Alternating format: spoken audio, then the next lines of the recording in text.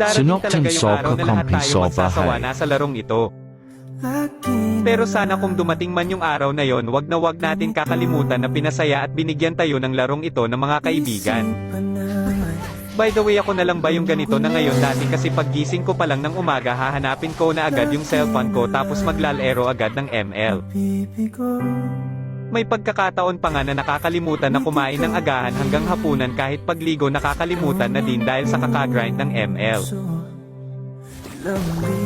Tapos ngayon napansin ko na okay na ko sa 2 game, minsan nga hindi na na-open yung account.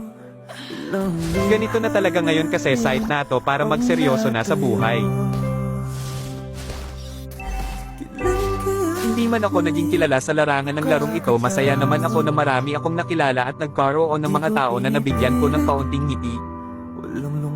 Kahit pagligo nakakalimutan na din dahil sa kakagrind ng ML. Tapos ngayon napansin ko na okay na ko sa 2 game, minsan nga hindi na na-open yung account. Ganito na talaga ngayon kasi site na to para magseryoso na sa buhay. Hindi man ako naging kilala sa larangan ng larong ito, masaya naman ako na marami akong nakilala at nagkaroon ng mga tao na nabigyan ko ng kaunting ngiti. Walang lungkot na sumisilip